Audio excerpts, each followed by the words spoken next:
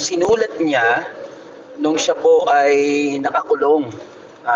Imagine, nakakulong po siya, pero ang tema nung aklat na ito ng Pilipos ay patungkol po sa joy, patungkol sa kagalakan. Ano po? Kaya nakakatuwang isipin na pagka nasa Panginoon, malinaw eh. Una, hindi tayo excuse pagsubok ng buhay, sa mga trials ng buhay. Hindi tayo excuse doon sa mga dinaranas na problema ng iba. Sabi nga sa unang Korinto 10:13 ay lahat po ng ating mga nararanasan ay naranasan na rin ng iba, no? Wala pong pagsubok na hindi natin naranasan na hindi common o hindi nangyayari sa iba. Ano po? Kaya mahalaga po na matanggap natin yung katotohanan yon, na pagka tayo ay matagal-tagal na ring mananampalataya, dapat po tanggap na natin at yun ay isang bagay naman na dapat nating ikagalak, sabi ni Santiago, ano po, ni kapatid na Santiago. At kayo din po ay makita rin natin yung ikalawang katotohanan na kahit po sanay na tayo sa ganon, nakakatagpo pa rin tayo ng kagalakan. And it is because of the faith that we have in Christ. Ano po? Kaya sa hapon pong ito, nais kong mag-share ng ating lesson. Yes. Yan. So, mahalaga po to. I learned na bahagi po ng ating prayer and fasting 24 hours ay ang pananalangin natin para sa ating mga kapatid, ano po, na ngayon ay dumaranas ng pagsubok. Dati nang dumaranas, dagdagan pa. And tutuwa po ako na talagang paano natin may iwasan yung ganong call na makibahagi at magbahagi ng salita ng Diyos ngayon, kung ang grupo na ito ay nagkaisa at isama sa dalangin ng ating minamahal na kapatid. Ano po? So, limitless faith. Yan.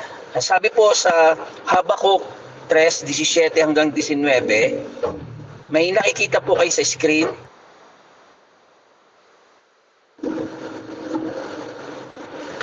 Hello po? Wala po. Wala po. Wala po? Wala po. Okay, sige. Anyway, baka magtagal po tayo pagka pinilit kung may makita sa screen. Pahandali po ha. Okay.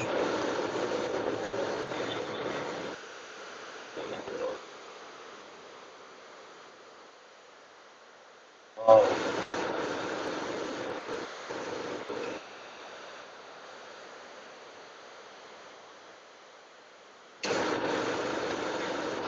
Yun, meron na po.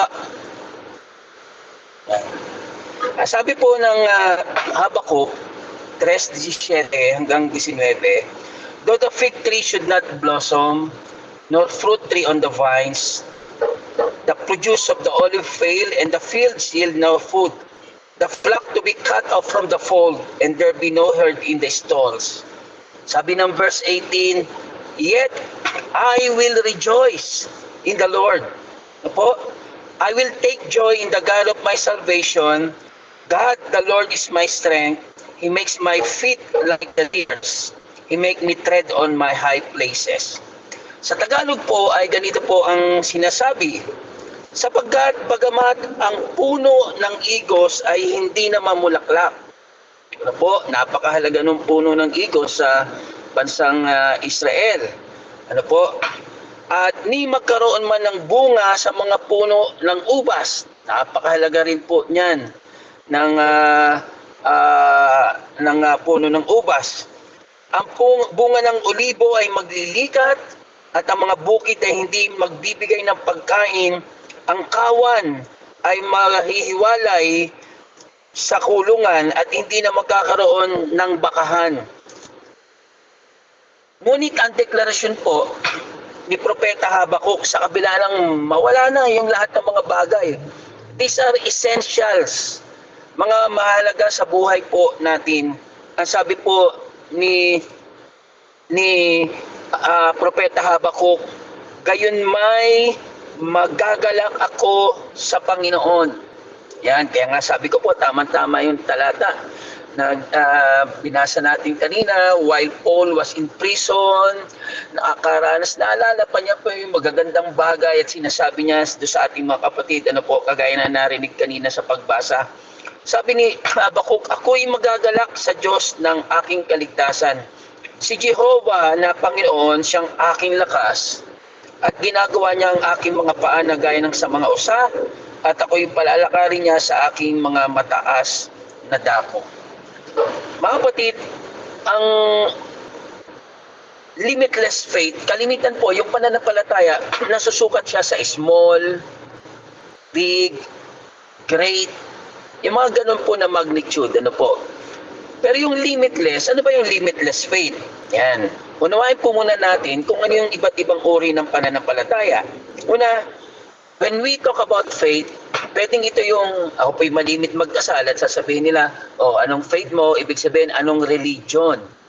Ito po, isa yun sa pinaka-basic na when we hear the word faith, parang tinatanong sa atin yung religion natin. Although, sabi natin, tayo ay walang religion, kundi may relationship sa Panginoon, hindi naman po pwede pag nag-fill out tayo, ilalagay nyo, wala akong religion, ako'y may relationship sa Panginoon. Hindi po, ilalagay nyo pa rin, whether Christian, or yung iba, they are more specific, like evangelical, Pentecostal, or Baptist, something like that. Ano po? So, ito yung unang ibig sabihin ng faith. Kung ano yung pananampalataya, ito yung structured and organized system na may mga practices. Kaya nga, yun ang hindi natin matanggap minsan na may relihiyon tayo. Kasi nga, pinalaya na tayo dun sa mga gawain na structured, na sinusunod na minsan hindi naman natin alam. Ano po? Ikalawa, yung saving faith. Yung saving faith, ito yung nagliligtas na pananampalataya. Ito yung matibay at personal na pagtitiwala sa Panginoong Hesus at sa kanyang ginawa doon sa krus. Specifically, yung kanyang kamatayan at yung kanyang pagkabuhay na maguli. Ano po? Ito yung nagbunga sa atin ng kaligtasan at buhay na walang hanggan. Ito po yung saving faith. Yung saving faith, yung religion, hindi natin ay pamumuhay ng araw-araw to. Yung saving faith, isang beses lang to nangyari sa atin sapagkat tayo naman ay isang beses tumanggap sa Panginoon. Unless meron tayong mga biruan minsan na born again dahil tumanggap muli sa Panginoon. Ano po? But ayun pa man, sa isang Kristiyano na totoong nakakilala sa Panginoon, minsan lang niya ginamit itong saving faith. Amen? Minsan lang niya ginamit to. At kung sa man ay magkamali, nandun yung pagsisisi, pero hindi na niya gagamitin yung saving faith kasi ligtas naman siya. Ano po? Ikatlo ay yung yan. Sabi doon sa Efeso 2:8-9, for it is by grace you have been saved through faith. Yan. Tayo daw po ay naligtas sa biyaya, sa pamagitan ng biyaya, o sa biyaya tayo nangaligtas sa pamagitan ng pananampalataya. At hindi ito galing sa atin, kundi ito ay regalo ng Diyos sa atin upang ang sino man ay huwag magmapuri. Yan po ang sabi sa Efeso. Ikatlo, meron din tinatawag na spiritual gift of faith. Pag mananampalataya na tayo, may mga gifts na binigay sa atin ng Panginoon. Sa unang Korinto 12, sa Roma 12, at meron pong tinatawag na spiritual gift of faith. Ano po yung spiritual gift of faith? Yan, ito yung na-activate pagka tayo nagbabasa ng Bible, pag tayo nagpa-fasting, ano po? Kasi sabi sa Romans 10:17, dito yung pananampalataya ay nagmumulot sa paikinig at ang paikinig ay sa salita ng Diyos. Yung spiritual gift of faith, ito yung nararanasan nyo po na very bold kayo. Ano po? very bold tayo na yung nagawa mo yung para sa Panginoon, ang isang bagay na hindi mo usually ginagawa. Gift po kasi yon. Kaya marami, hindi naman tayo consistent na laging nakakagawa ng himala. Ano po? Yan. Ito pong gift of faith, spiritual gift of faith, ay nagbubunga ng mga bagay na naka-amaze. Ano po? At dahil nga siya po ay faith, miraculously, ito'y nagbubunga ng mga bagay na halimbawa, instant healing, ano po? And how we wish na araw-araw meron tayong gano'n. Pero hindi po gano'n yun ano po? Hindi gano'n yun.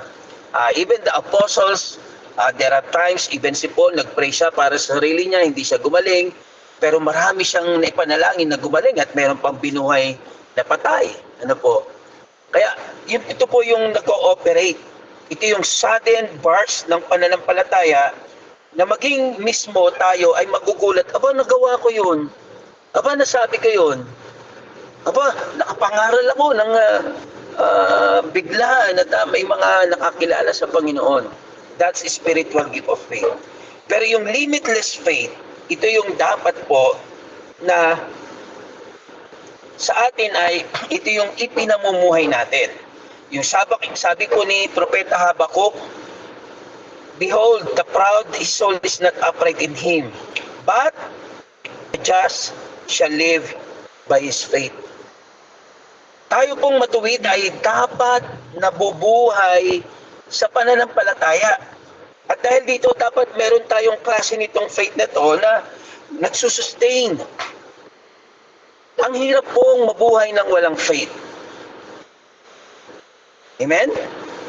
Pagka sasakay tayo ng eroplano, kotse o anuman, pag walang faith, lagi kang magdududa, makakarating ba ako sa amin? Dadalhin ba ako ng itong driver doon sa pupuntahan ko? Pag walang faith, ang hirap manghirap matulog. Dahil mag-iisip ka na, magigising pa kaya ako? So, you see, tayong mga tao ay nilikha ng Panginoon, we are designed to live by faith. Kaya nga lang, nung unang hindi pa tayo mananampalataya, di nga meron tayong iba't ibang mga kasabihan, mga kawikaan na minsan ay kakatwa at hindi kasi naaayon sa salita ng Diyos. Pero haven't you noticed, mga kapatid, na we are designed by God para manampalataya. At ang gusto natin, yung pananampalatayang yon ay katulad ng faith natin na wala naman sa ating natatakot matulog unless meron tayong problema at iisipin na magigising pa ako kaya hindi ako tutulog at baka hindi na ako magising. Di po ba? We know. May faith tayo dahil yan, kung ang iba ba sa inyo nakaupo sa silya ngayon, naniniwala tayo, hindi na natin tinatanong, ako ba ikaya ng silya na to? Amen? Gusto po natin na when we say that the just shall live by faith, na ako ay mamumuhay sa pananampalataya, ang gusto po natin ay yung katulad ng mga ginagawa natin araw-araw, na kakain tayo sa McDo, kakain tayo sa Jollibee, hindi natin tatanungin kung baka may lason. Di ba? Nakuhan po natin? Hindi na natin tinatanong yon. Pero hindi nyo ba napansin, pagpatungkol sa bagay ng Diyos, isa marami tayong tanong. And this is why we need to learn how to live by faith. Ang banal o ang matuwid ay mabubuhay, saan daw po? Sa pananampalataya. Ito yung ibig sabihin nung Hebrew word na emuna, kasi sa Habakuk po, yung ating unang binasa, na ibig sabihin yung itias, yung pagtitiwala, at yung faithfulness and yung loyalty. Kalimitan po, pag sinabing faith, ang nakatuon lang sa Diyos. Dapat naman. Pero yung Hebrew word na ito, nangangahulugan dito ng faithfulness natin and loyalty natin. Amen? Ang ibig kong sabihin, nananampalataya ako sa Diyos, parang one way lang yun eh. Pero when we say that the just shall live by faith, dapat din pala ako ay hindi lang nagtitiwala, kundi faithful ako, loyal din ako. Kaya nga, it is by faith that we are to live. Ito'y tumutukoy sa pamumuhay na may pagtitiwala, pamumuhay na may pagsunod, at may katapatan sa Diyos. Ito'y tumutukoy sa pagpapatuloy na pananampalataya, hindi nagmamaliw na pananampalataya, at nagtitiwala sa sovereignty of God. Ano ba yung sovereignty of God? Yung kapangyarihan ng Diyos kahit walang katiyakan. Diba? Kahit maraming problema, kakain ka pa rin, magluluto ka pa rin, magsasalang ka pa rin na sinaing doon sa kalan at hindi mo iniisip na baka sumabog ito or whatever. That's the faith that we have sa mga bagay dito sa mundo. At ang gusto po natin, one day, pag nagtiwala tayo sa Panginoon, when we pray for the sick, when we ask for God's provision, alam na natin na hindi tayo pagkukulangin ng Panginoon. Hindi na tayo mag-aagam-agam, and our faith is ay katulad na nung pananampalataya na ginagawa natin ang isang bagay nang walang agam-agam, sapagkat we believe na tayo ay iniingatan ng ating Panginoon.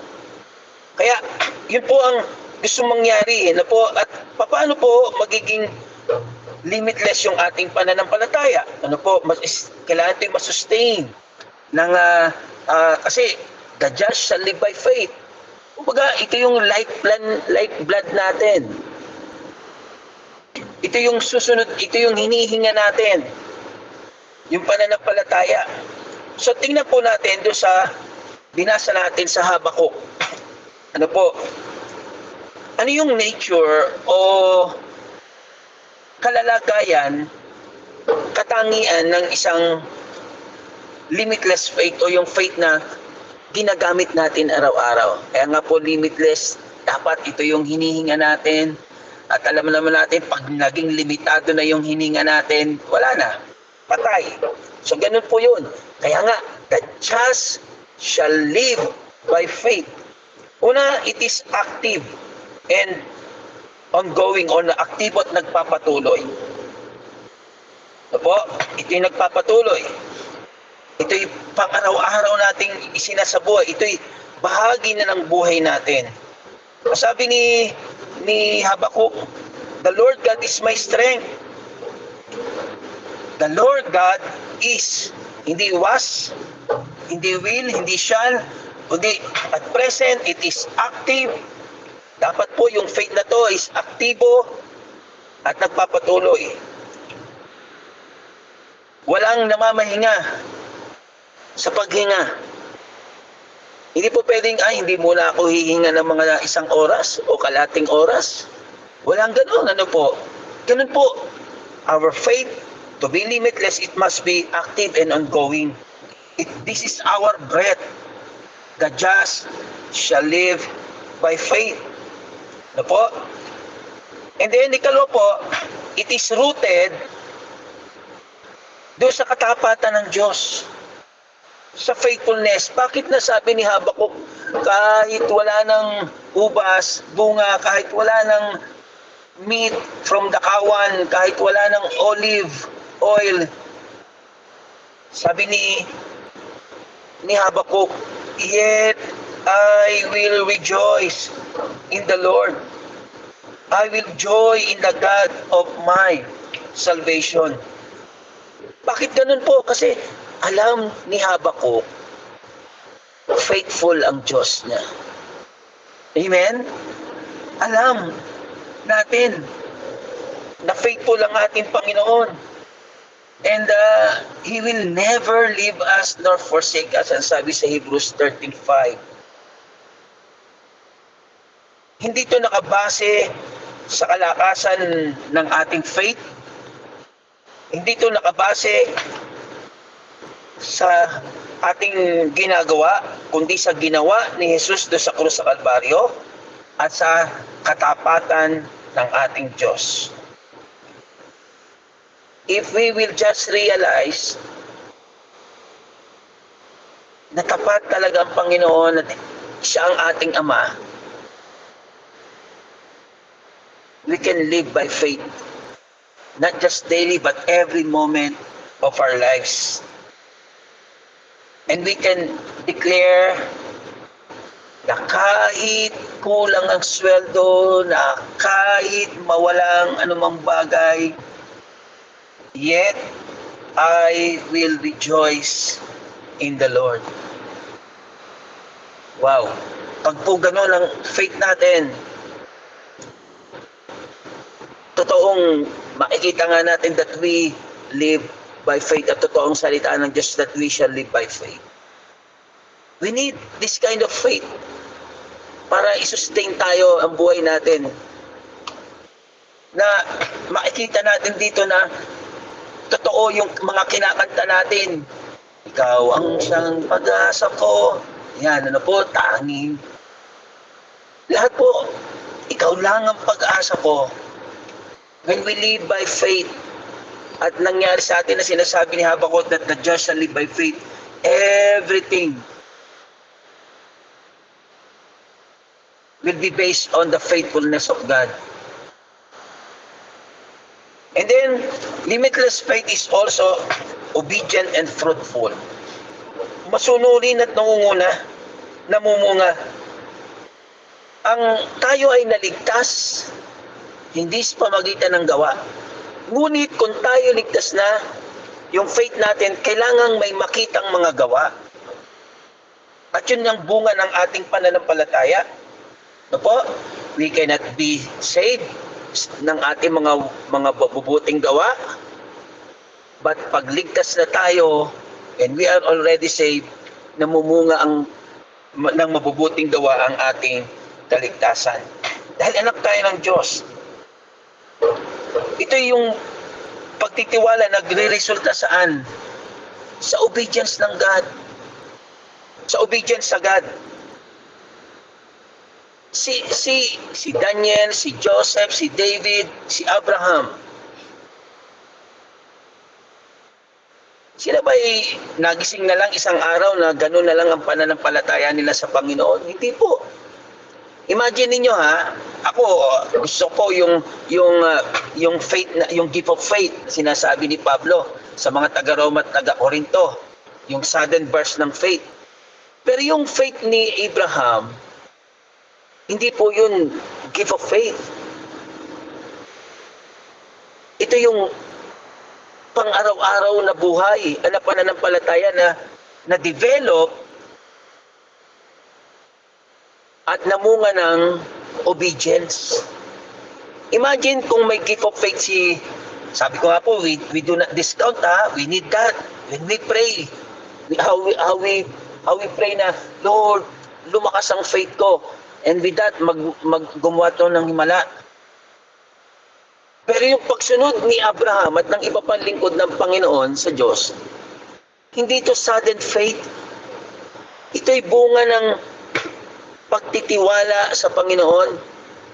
Imagine ninyo si Abraham, nung tanongin kung ako yon at wala akong na-develop na faith sa Panginoon, na I'm not used to living my faith daily, yun. Kung hindi ako sanay na ipamuhay ang faith ko araw-araw, pagtatanungin ako ni Isaac, Ama, may kahoy, may pangsindini at pangapoy, nasaan ang ihahandog?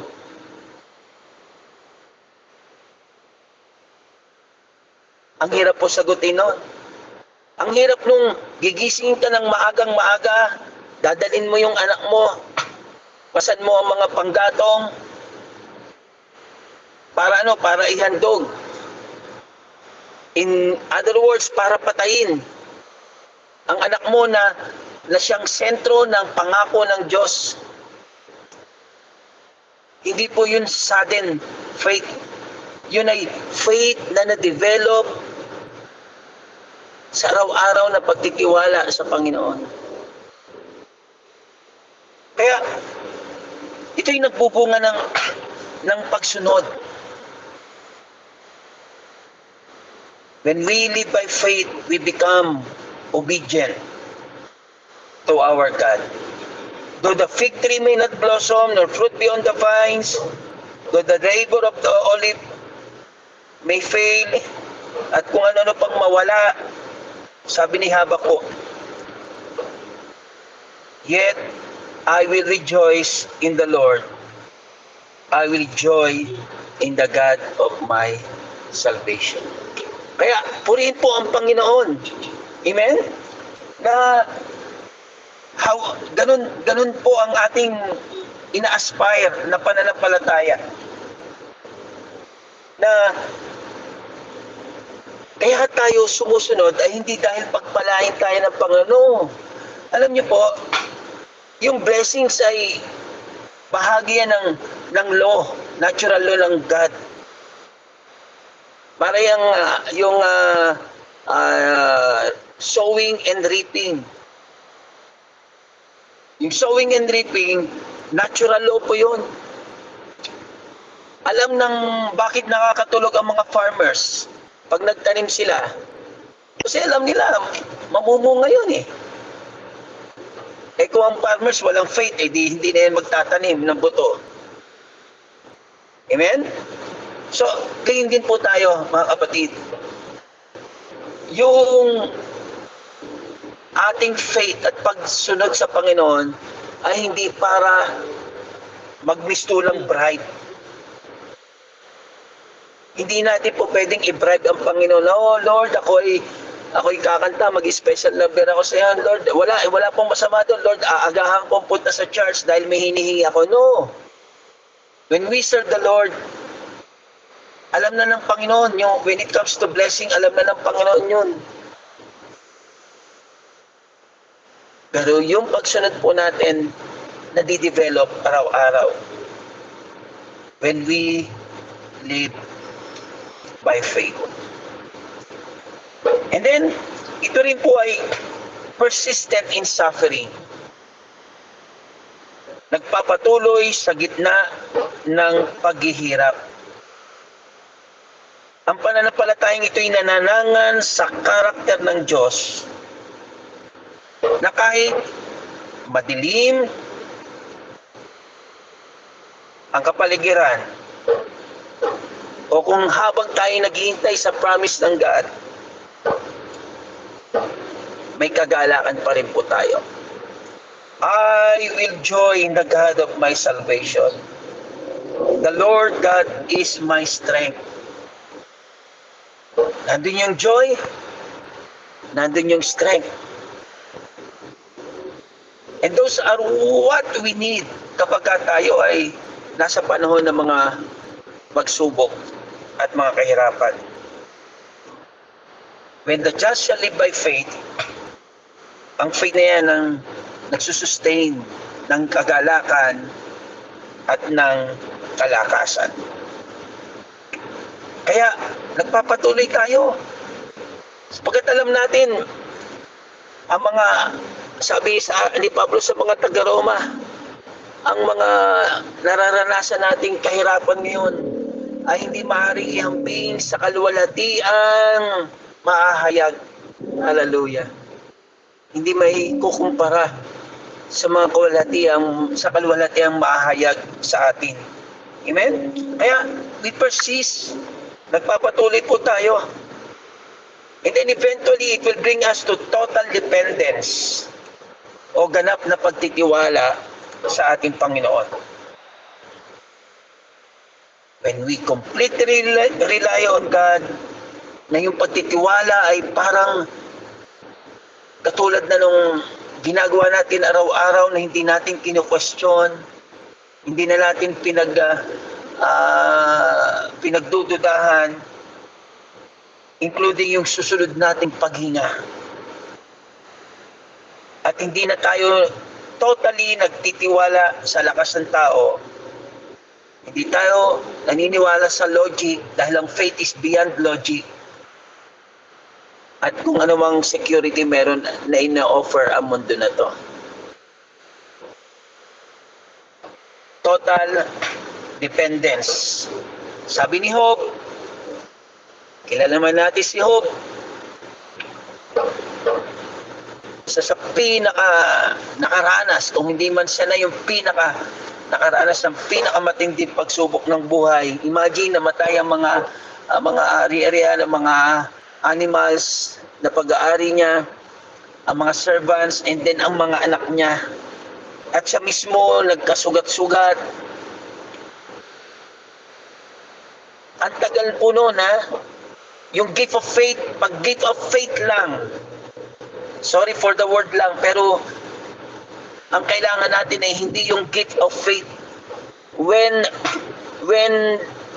the trials, when the days na paghihirap ay tumatagal, ang kailangan natin ay yung faith na nagsusustain sa atin. Thank God for the gift of faith. Thank God for the saving faith. Amen? But when persecutions and trials ay nagtatagal, 1 buwan, 2 buwan, 1 taon, we need the sustaining faith. We need the limitless faith na binibigay sa atin ng Panginoon. Upang kagaya ni Job, ano po sabi ni Job? Hubad akong lumabas sa sinapupunan ng aking ina, hubad din akong babalik doon. Ang Diyos ang nagbigay, ang Diyos ang bumabawi. And anong deklarasyon ni Job? Blessed be the name of the Lord. Amen? Blessed be the name of the Lord. Ang Diyos ang nagbigay, ang Diyos ang babawi. Blessed be the name of the Lord. Sometimes pagka sinabi natin ito, kung titingnan natin ito sa konteksto ni Job, baka sabihin ng iba, ay, wala nang pag-asa si Job. Sinabi niya, bahala ng Panginoon. As if parang ganun, if we're going to paraphrase this. Ang Diyos ang nagbigay, di Diyos din ang mag-aalis. Kung ako makakarinig noon sa panahon ni Job, sasabihin ko, aba, si Job ay wala na, bumigay na si Job. Para yan yung ipagpasa Diyos na natin. Supposed to be, when Christians say, ipagpasa Diyos na sa atin, hindi yun salita o pangungusap ng resignation, kundi yun ay pangungusap ng pagtitiwala. Na pag sinabi natin, Diyos nang bahala, ipagpasa Diyos na natin, ito'y punong-puno. You see, si Job, hindi resignation yung sinabi niyang ito. Kasi sabi niya, blessed be the name of the Lord. Pag sinabi natin, kahit wala ng sweldo, kahit wala ng trabaho, kahit mawala ng lahat ng bagay. Pero sasabihin natin, yet, I will rejoice in the Lord. It is not a sign of resignation. It is a sign na nagtitiwala talaga tayo sa ating Panginoon. Blessed be the name of the Lord. Ang Diyos ang nagbigay, ang Diyos ang nag-alis, at kasama dyan ang buhay natin, kasama ang hininga natin. Pero ang deklarasyon na yun ay hindi deklarasyon ng mga talunang mananampalataya, kundi yun ay deklarasyon ng mananampalatayang lubos na nagtitiwala sa kanyang Diyos. Amen? Kaya, purihin po ang Panginoon. Joy and strength. Ang object of joy ng pananampalatayang hindi nagmamaliw o hindi naglilikat ay ang Diyos mismo. Ano po ang ibig sabihin ni Pastor Nilo? Sabi ni Habakuk, yet I will rejoice. Yet I will joy. Ang object ng joy, mga kapatid, ng isang tunay na pananampalataya at pananampalataya nagsusustain sa atin, hindi ang anumang bagay, kundi ang Diyos mismo. Sabi sa awit 37:4, sa Panginoon mo hanapin ang kaligayahan. Kanino daw natin hanapin ang kaligayahan? Sa malaking sweldo, sa magandang church, sa magandang ministry, sa mabait na asawa? No. Sabi po, Sa Panginoon mo hanapin ang kaligayahan. Kapag ka natutunan nating magpakaligaya sa Panginoon, ano po sabi? Ibibigay niya sa iyo ang ninanais mo. Wow! Minsan baliktad ang mga mananampalataya. Hinahanap muna yung magpapaligaya sa kanila at saka sila magtatapat sa Panginoon. Hindi po eh. Sa Panginoon mo hanapin ang kaligayahan at ibibigay niya sa iyo ang ninanais mo. Amen? So the object, bakit yung faith ay sinusustain tayo? Kasi yung object ng pananampalataya ay hindi anumang bagay. Sabi ko nga doon sa isang kabataan, nanalo siya ng isang tablet. Ang ganda, Samsung. Binibiro ko, pag nakita mo bukas na ikaw ay naglululundag sa church, baka mapagalitan pa kita. Ibig sabihin, biro lang po yun. Hindi naman masamang mangyari yun. Nais ko lang i-drive that our joy mismo ay ang Panginoon. And any blessing na ibibigay niya sa atin, hindi na masyado tayong apektado. Amen? Ibig sabihin lang po, don't get me wrong mga kapatid, hindi na nakasalalay ang galak natin, ang kasiyahan natin sa mga bagay na nasa paligid natin as long as we have our God as our joy. Paano matetesting yon? Pag nawala, kita nyo, kung ang joy ni Job ay yung kanyang mga tupa, nung mawala yung malulungkot siya. Pero kahit mga anak na niya nawala, hindi natin sinasabing huwag tayo magdalamhati, hindi tayo malulungkot, pero sooner or later, we will still declare that we can bless the Lord. We can tell our soul to bless the Lord. Sa Panginoon mo hanapin. So ang object ng joy natin ay ang Panginoon mismo. And He is constant. The strength of limitless faith is God. Sabi ni Habakuk, the Lord is my strength and my salvation. Ang lakas ng hindi nagmamaliw na pananampalataya ay ang Diyos. Hindi nakabase ang lakas natin sa kanina man, saan man, o kahit ano pa man, kundi sa ating Panginoon. At kung ang Diyos natin ay constant, hindi nagbabago, siya kahapon ngayon magpakailanman, yung faith natin, eventually, dapat hindi na rin po nagbabago. Magbabago ang panahon, may darating na blessing, may mawawalang blessing, hindi na tayo manghihina sapagkat we constantly are living by faith. And the object of our faith is our God alone.